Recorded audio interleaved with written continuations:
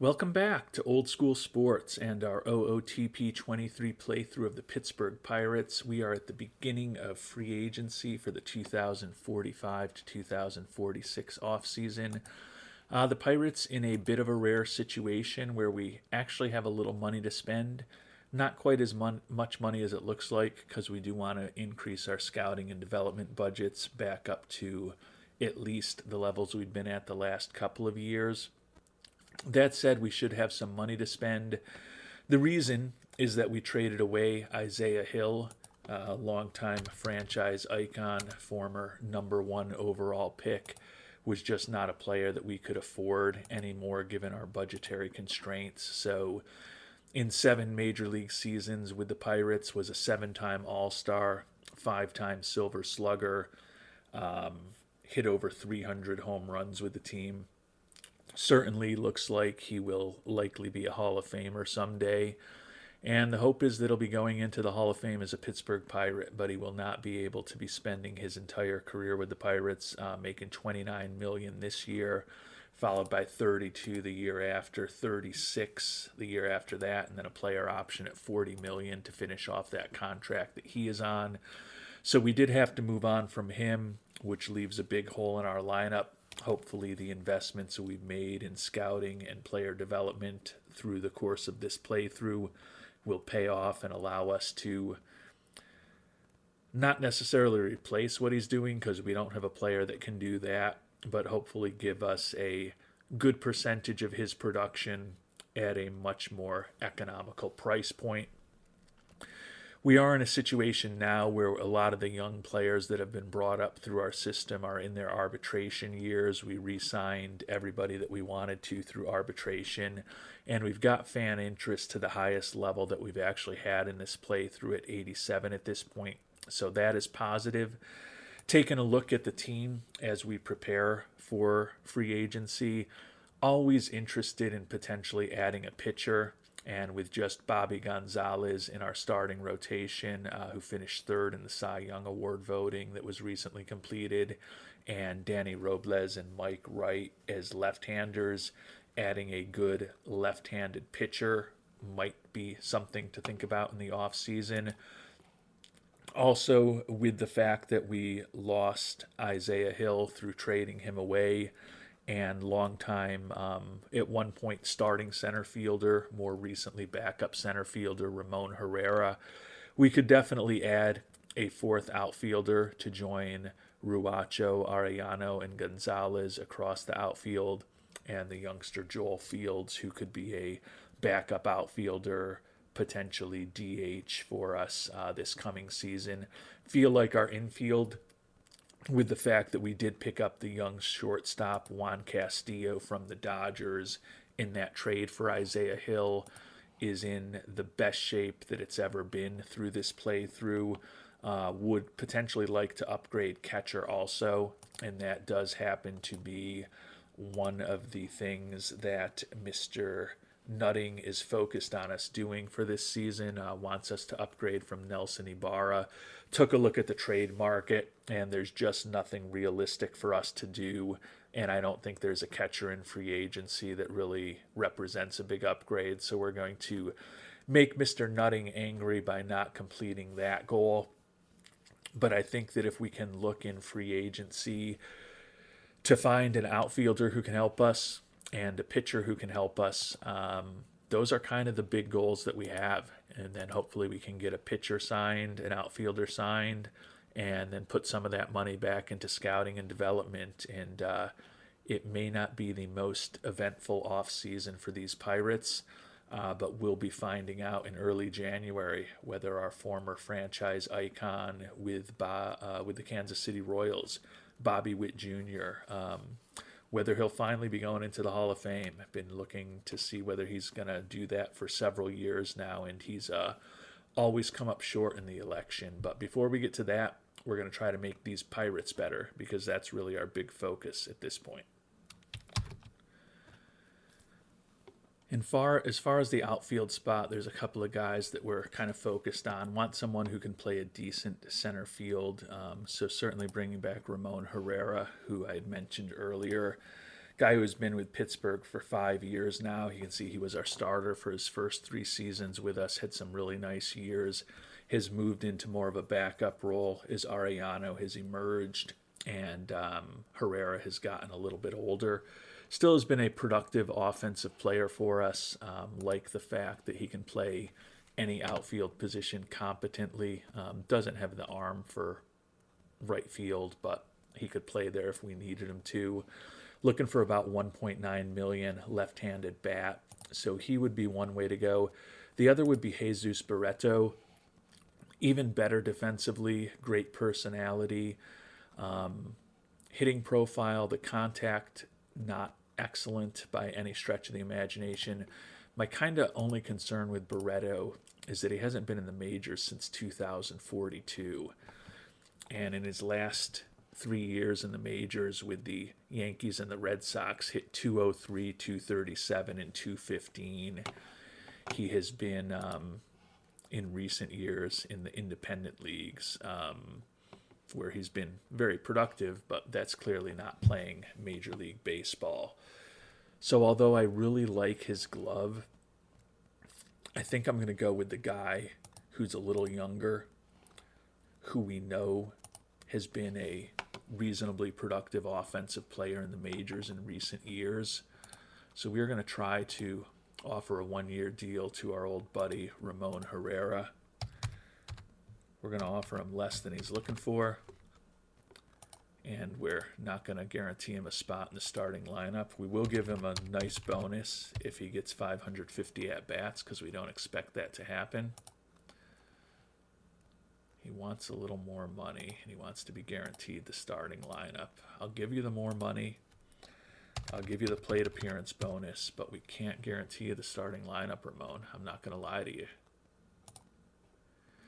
And he's willing to think about that offer. So if we can bring him back, then I kind of feel with, and I need to fix this actually when I'm thinking about it. Ruracho is actually going to be our right fielder, even though he is listed as a left fielder right now.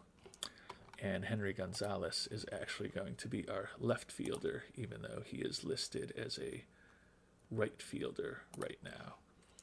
So with Gonzalez, Arellano, and Ruacho across the outfield, as I mentioned, Joel Fields is a potential fourth outfielder, DH, youngster who should be on the roster. If we can also add in Herrera, bring him back as kind of a fourth outfielder.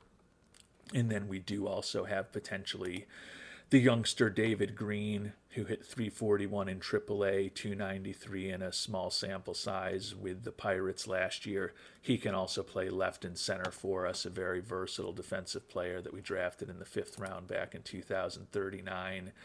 Ethan Fox is a guy who can play both corner outfield spots for us in a pinch. So certainly feel like we have enough versatility and guys to mix and match into the outfield if we get Herrera back. As I mentioned, I don't think there's a catcher out there that is worth trading for given the exorbitant fees it's going to cost for most of the catchers. I do think that we'll probably be running Ibarra back just because we like the defense, even though Nutting wants to upgrade. Quiroz is a guy we've been trying to move on from for years. We kept him up all last year, and he hit 255 for us, but he does have 2 option years left. So I would tend to think that we are finally going to give the youngster, although he's not that young anymore at 25 years old, Chris Rodriguez, the opportunity to be the backup catcher this coming season. Hasn't excelled with the bat in AAA the last 2 years, but he also doesn't really have anything to prove there anymore. So the fact that with Rodriguez, we've got 1 option year left, and with Quiroz, we've got 2 option years left, gives us the flexibility to have a solid major league backup in AAA, which is nice. But I tend to think that we'll go with the maybe some potential upside of Rodriguez as our backup catcher to Ibarra this upcoming season. Would be great if there was something we could do in free agency or trade to make that position better. But as I talked about, I've looked at the trade market pretty extensively. There's just nothing there. And when you look at the guys available in free agency, the most interesting to me is Jaden Hofer. And I don't see where he's a huge upgrade over what we have right now, although he is a two-time All-Star. Dave Fernandez, another decent defensive player, but he's got a better arm than anyone we've got right now, but just don't see where he's a big upgrade either. So I think we're going to go with at catcher the three guys that are on our 40-man roster right now, unless something unexpected were to happen. And I had mentioned that we were potentially looking for a left-handed pitcher also. And there's an option, there's multiple options to do that in free agency. But there's also a pretty expensive option to do it through a trade. And we'd be picking up starting pitcher Sean Street, be 25 years old next year from the A's. He's already been in the majors for close to 3 years. He's a lefty starting pitcher. When you look at his profile, plus stuff, plus movement, plus control, an established 5-pitch arsenal of good, solid major league pitches with a changeup that he's still working on, good stamina, good at holding runners. He has not been exceptional at the major league level yet. You can see his ERA plus a bit below average, his FIP minus a bit above average, but he still put up a 3.5 WAR this past year as a 24-year-old. Feel like with our good defense behind him, he could maybe be even more effective. And our scout does think that in terms of control and developing a couple pitches, there's room for him to continue getting better. The OSA also feels the same way, so there's room for him to potentially get better. You look at his scouting report, and we've been following him for some time. Certainly looks like a very good major league pitcher, 6'7", 205 pounds. Has the tools to be in a mid-rotation spot. I think, a 2 or 3 starter, you feel great with him, is a number one. I think he can be a number one, quite honestly, when you look at these ratings and the pitches that he has. But he certainly hasn't performed that way at the major league level thus far. And I do worry a little bit that his stuff is really driven by just the fact that he's got, at this point, 5 slightly above average major league pitches that are doing that, but he doesn't have an exceptional out pitch. You can see a 60 sinker, a 60 splitter, 60 knuckle curve are kind of his 3 best pitches right now. But certainly a player who I think could help us and is under team control for another couple years, particularly if we do ultimately need to move on from Luis Longoria at the top of our rotation. The cost is the potential issue, and it really comes down to one player. They're looking for a bunch of prospects. Yakeel Parson, first baseman who we picked in the 3rd round several years ago, looks like he could be a decent major league hitter, but we don't have any problem parting with him. Danny Aguiar, a center fielder who we drafted in the 3rd round just last year. Again, a player who looks like he could be a contributor at the major league level, but not a huge prospect. David Vinuesa is a guy who we did pick in the 1st round back in 2043 with a supplemental pick. Starting pitcher prospect, but he's 21 years old, still hasn't made it out of rookie ball, and he's coming off of a torn labrum in his shoulder. So certainly to be able to pick up a guy like Street, who's only 3.5 years older and is a good to potentially very good or excellent major league starter, don't feel bad given Vinuesa in the deal. Omar Garza is a first base prospect that was a scouting discovery that's got potential to be a plus contact, plus home run hitter in the majors. Again, he hasn't made it past rookie ball yet. But the guy that's giving me pause is Juan Munoz. Love the speed, love the personality, and potentially his really good contact, really good gap power. durable player. He was a scouting discovery also back in 2042. Hasn't made it above rookie ball, but certainly at 21 years old, when next season begins, would be in Class A for us after hitting 318 and 290 the last 2 years in rookie ball. Really interesting hitting profile.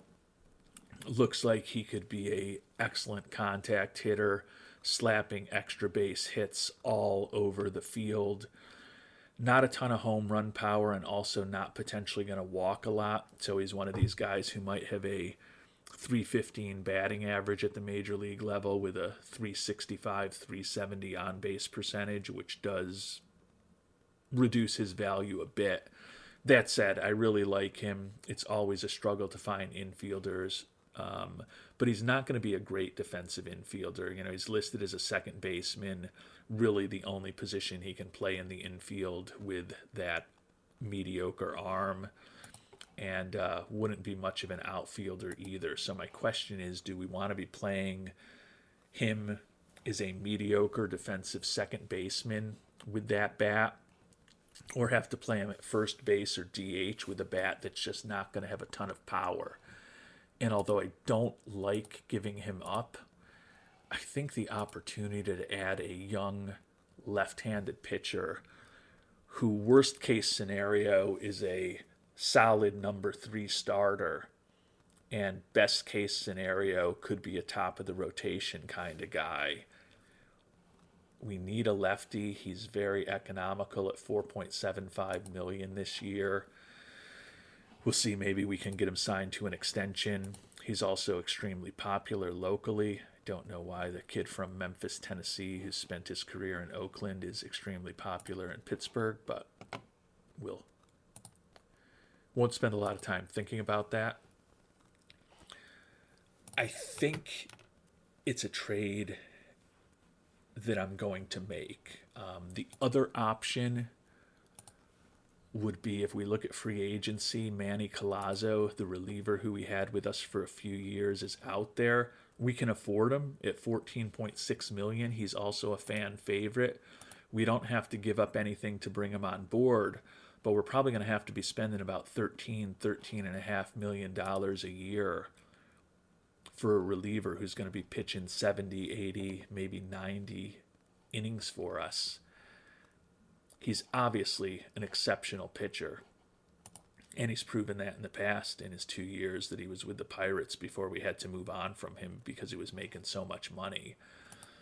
We could bring him on board without giving up any prospects, but we're going to be spending about $10 million a year more on Collazo. Alex Perez is a guy that we have also thought about, another veteran closer, left-handed arm. Iron Man, only looking for about $8 million a year.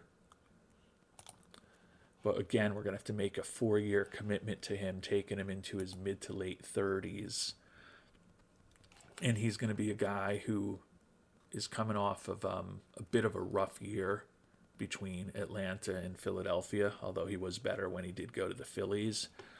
But he's going to cost us more in terms of money, and he's a lot older, and he's not going to be pitching as many innings. I feel like we're giving up 5 solid young prospects, including one in Munoz, who could be a really good offensive player. But we are still trying to win right now with this Pirates team. And the ability to add an arm like Sean Street to join Longoria and Gonzalez at the top of our rotation and kind of slide right in with some of the 23, 24, 25, 26-year-old starters that we've got in our system, I think it's an opportunity that we have to take. The price is high. And I do have a track record of trading away guys with profiles like this that just look like they could be off the charts contact and gap power hitters, like Maxime de la Cruz, if we want to go back in history, who become pretty significant offensive players, and I did this years ago with Kansas City back in 2034, and Cruz actually has a better hitting profile, but great contact, more home run power, not as much speed, good personality. Was a guy who didn't necessarily fit in perfectly as a defensive player, which was part of the reason I moved on from him. But you can see he's been a 5-time All-Star, 2-time Silver Slugger with the Phillies. You know, won a couple of batting titles, led the league in hits this past year, 310 career batting average, very positive offensive player. Now, granted, I haven't been the general manager of the mythical Kansas City Royals for closing in on 9 years now, but I don't regret that trade for the Royals, because you may remember that the Royals got Eddie Chivera, who is now retired, for him, but Eddie Chivera was a key contributor to those 3 consecutive World Series teams with the Royals, and then he went on and he got another World Series title with the Yankees. But he was a big member of the Royals rotation there in his mid to late 20s and early 30s, even after we had moved to Pittsburgh. But I feel like could definitely regret trading away Juan Munoz, because he is a guy who could definitely be a 300 hitter at the major league level with 40 to 50 doubles, 8, 10, 12, maybe even 15 triples a season with the exceptional speed that he's got. But you've got to pay to bring on a big-time pitcher like Sean Street. And I think I'm going to make that trade. In fact, I know I'm going to make it. So we're going to bring on Sean Street. The fans are excited. It makes us a better team for this upcoming season, without a doubt. We will track how some of those players develop. It was definitely costly, with 5 solid to very good to, in 1 or 2 cases, potentially really good prospects that we had to give up. But it makes the team better. It also, if you looked closely when I was clicking through, pushed fan interest to 93, which makes me want to get real greedy and at least see what a ticket price of $20 looks like next year.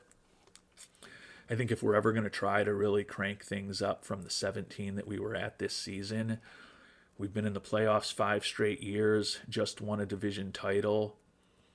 We've got the highest fan interest we've ever had. I think it's the time to see how many season tickets and how many tickets overall we can sell at a higher price. Don't have any more goals with Mr. Nutting as far as attendance, after failing with our last one to get to 36,000 attendance, even though we're pretty solid. Just wants us to upgrade catcher and win the championship. We're not going to upgrade at catcher, but I do think that potentially bringing Herrera back in the outfield, and certainly adding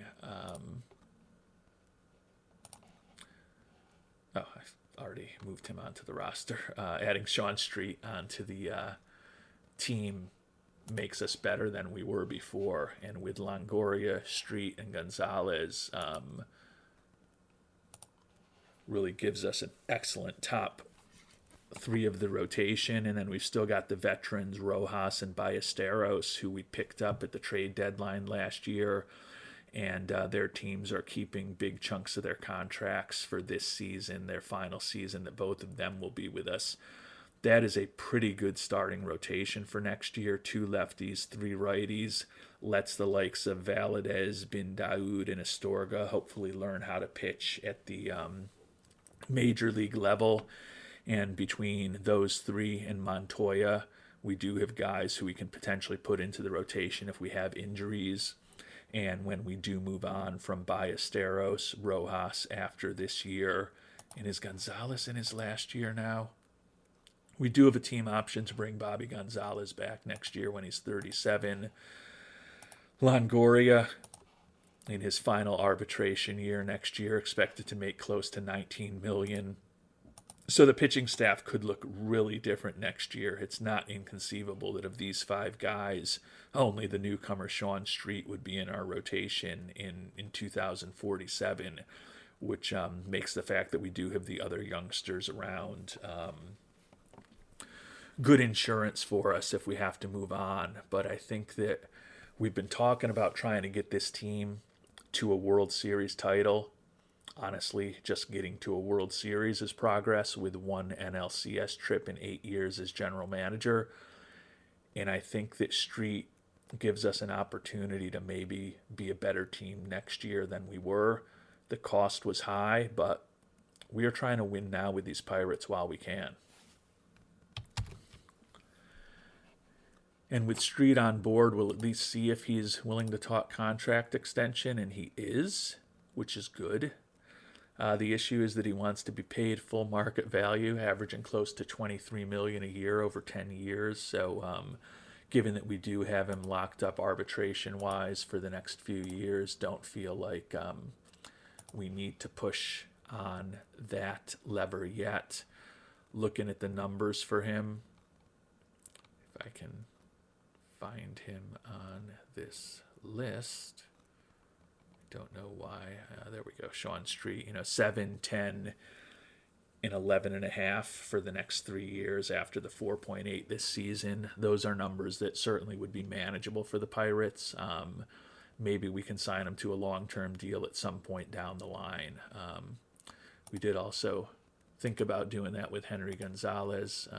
He only wants to do a 1-year deal now, so no need to push there. But Rios will be gone next year. Obviously can't afford to be paying a reliever $16 million, as good as he is. And as we talked about, Longoria could be gone. So I think from that perspective, bringing Street on board makes sense. And I think we're kind of done with our big moves for the off season. Who knows, which is kind of sad given that it's only November 23rd, but gonna kind of move the scouting and development budgets up modestly.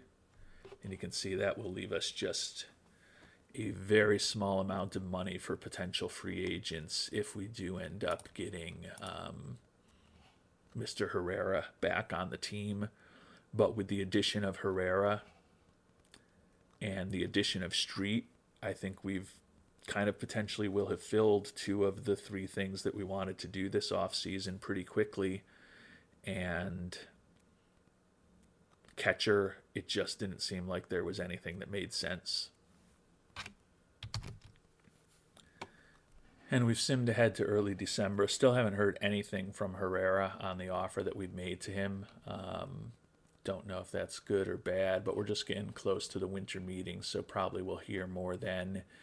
And then we'll get into the Rule 5 draft after that. Maybe there'll be an opportunity to find someone who can fill a hole on our roster there also. We definitely have room on the 40-man right now with only 35 players, so we can be active in the Rule 5 if we want to, although I'm guessing that there's probably a few guys that we're going to want to protect. Oh, yes, certainly Alex Arroyo and Julio Castillo, the 2 top prospects in our system who are probably going to be in AAA next year. Those 2 guys definitely need to be added to the 40-man at this time. And I do think that also going to need to strongly think about Jerry Rivera, 22-year-old second baseman. Not ready for the majors yet, but not a guy that we are willing to give up on or give away for nothing at the age of 22. So Vinny Telez is kind of more of a mixed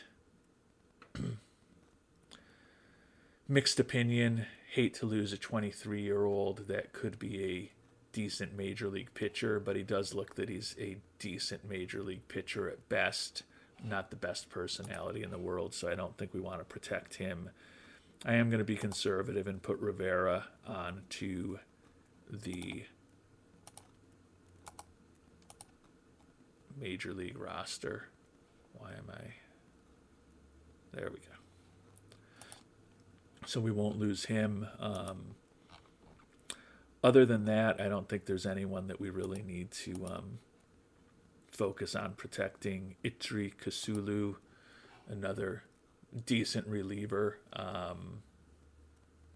but we've never had him above rookie ball. Clearly, it looks like this is a guy that maybe we didn't pay enough attention to, because he did have a 235 in rookie ball two seasons ago, followed up by a 140 this year in limited playing time out of the bullpen, but probably more than ready for A ball. But if someone wants to let him make the jump from rookie ball to the majors, keep him on the roster for all season, they're welcome to try to do that. So that puts us with 38 players, potentially getting up to 39 on the Major League roster if we add Herrera. So still gives us one spot if we want to try to add a player in the Rule 5 in a couple of weeks. And with the winter meetings now underway, Herrera has let us know that he favors our offer. Hopefully we can get him signed over the next couple of days, and then it's just a matter of figuring out what happens in the Rule 5, figuring out what happens with Bobby Witt Jr., and we've probably done our heavy lifting for the Major League team for this off season. And we've made it to the Rule 5 draft, and still have not signed Herrera, so theoretically that does give us 2 spots on the 40-man roster if we want to pick somebody up. Don't think that's likely, and given that I think that particularly if we do end up signing Herrera, we just don't have a lot of roster decisions to make, and we're going to end up sending some good young pitchers down to AAA for some seasoning, even though they're probably Major League ready. Probably not going to be a ton that we can do in this Rule 5 draft to improve our team, but we're going to at least take a look at what's out there. And there's a lot of decent pitchers available in the Rule 5, but no one's so exceptional that I want to bring them on board, because as I said, with the addition of Street and the fact that we did end up bringing back Rios as our closer at a relatively big arbitration number, we've got guys like Valadez, Astorga, Bin Daoud, who some of those guys are going to end up in AAA next year, even though they're kind of established Major League pitchers at this point, at least in terms of being relievers. So I don't want to go with another arm that's just a back of the bullpen kind of arm. There are a couple interesting position players. Want to see what the scouting director recommends. He doesn't think we should do anything. Wilson Manley, a third baseman. Our scout thinks he's got a lot of potential. He's considered the number 57 prospect in baseball, and I don't really see that looking at his profile. He hit a .192 in high A ball this past year. He's got a gun as a third baseman, but otherwise he's not that good defensively. Just don't see any way that he'd make our team. He's already also 25 years old. Sometimes the prospect rankings are just kind of silly. A 25-year-old 11th round draft pick who hit 192 in high A ball, to me does not sound like the number 57 prospect in baseball. So although optically it would make me maybe feel better about our farm system to bring a player like him on board, he's not actually going to be able to be in our farm system because he's got to stay on the Major League roster. And I just don't think he's that big time a player. But with the fact that we're looking to add a backup outfielder, Jaden Callaway does look interesting to me. He's a 23-year-old. He's never played above AA ball, split last season between a couple of AA clubs. It looks like he got traded away from Philadelphia midway through the season. 14 home runs, 36 doubles, 4 triples across those two teams. in Double-A. But he's only 23 years old. He's listed as a right fielder, but he certainly has the range to play center. He could end up being a fifth outfielder for us. I think if we do sign Herrera, which we're certainly trending towards, we probably let Callaway go and don't put him on the major league roster. But he's got a profile that, although he still has a fair amount of growth, particularly in terms of his home run power and his eye, that you'd want to take place before he was a major leaguer. If we had to keep him on the team as a fifth outfielder because things didn't work out with Herrera, or we had some injuries in spring training, or somebody just comes back to spring training and doesn't look like the player that we thought they were, I don't think he's a bad insurance policy for us to have. So we are going to go ahead and pick Mr. Callaway here. Fans pleased by it. We'll see whether he actually stays on the roster long enough, but got a 1-point boost in fan interest bringing him on board too. Not the worst thing from a Rule 5 guy.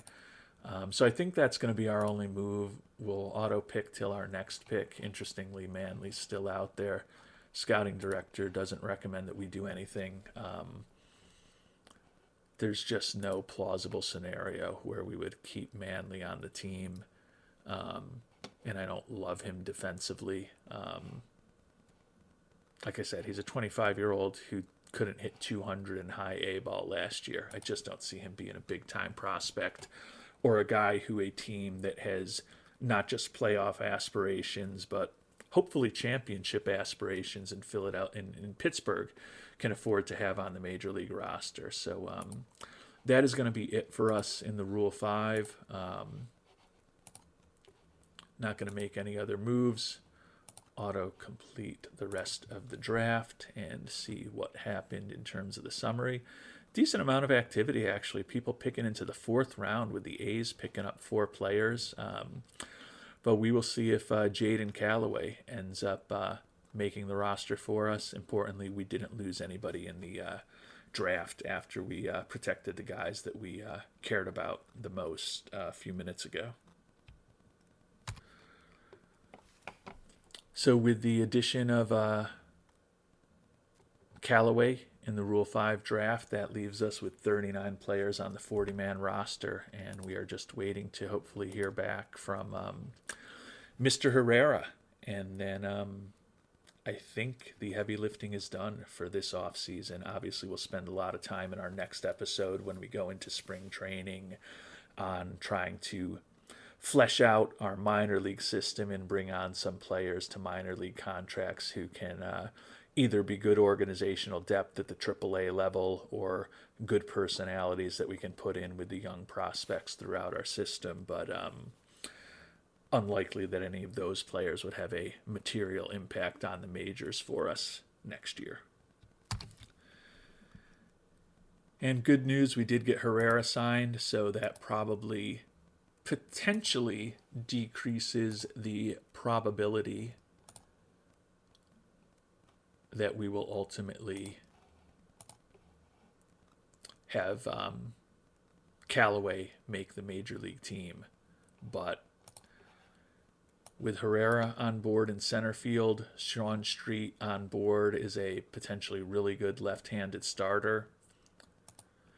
We've done what we thought we could do this in the early stages of this offseason.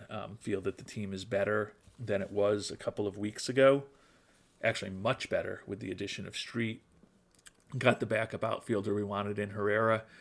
And although we're not going to upgrade at catcher right now, we do feel that with the 3 catchers that we have between Ibarra, Quiroz, and Rodriguez, we can have a competent major league catching operation for these Pirates for the 2046 season that's coming up. So that honestly leaves us with just one big thing left to find out, the Hall of Fame voting results. Well, one big thing left to find out for this episode, the Hall of Fame voting results, and whether our old friend Bobby Witt Jr. will finally be in Cooperstown or not. And now on Wednesday, January 3rd, 2046, the big question is what has happened with the Hall of Fame voting for our former stalwart with our 5 championship teams in Kansas City, Bobby Witt Jr. And he is still still not a Hall of Famer. His 5th year of eligibility. For the second time, he led in votes, but both of those times when he led in votes, he still was not elected. You can see he edged out Bregman, Correa, Jonathan Velasquez, Ronald Acuna Jr., and Salvador Perez were all above 50% on the ballot, but nobody elected this year. So Bobby Witt Jr. Continues to struggle. I believe his first year when he was at 63.7%, he also was the leader. Dropped to 48.7, up to 67.6, down to 52.6, up to 67.7 this year, which is the highest he's ever been.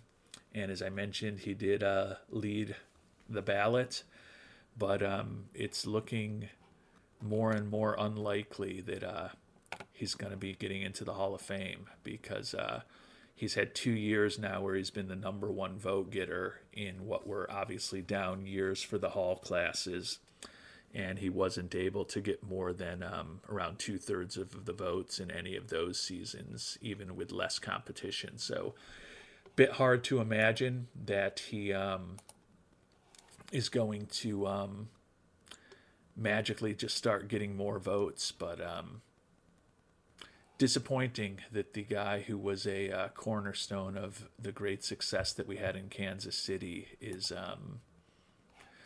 still not in the Hall of Fame. But in the context of everything that's going on in the world today, whether a pretend player in this pretend universe that I am playing in really gets into the pretend Hall of Fame, is that really all that important? I'll leave it to you to answer that question. But I feel like in this episode, we did make some progress. Like I said, we've got a couple of guys who could be 5th outfielders for us next year.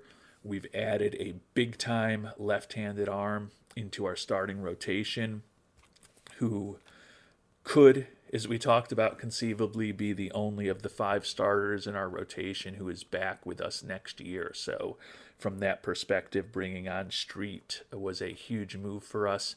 Hopefully he will be a big contributor to more success on the field for Pittsburgh in the 2046 season. And we'll see if we can get Street and the rest of the team through spring training healthily in our next episode. We'll also, as I mentioned earlier, probably be looking for some bargains and some potential minor leaguers to bring on to bolster our team. Good news with the boost in fan interest, even though we did boost those ticket prices to $20, we are on target to sell 13.6 thousand season tickets next year, which would be a boost of almost 4,000 from where we were a year ago.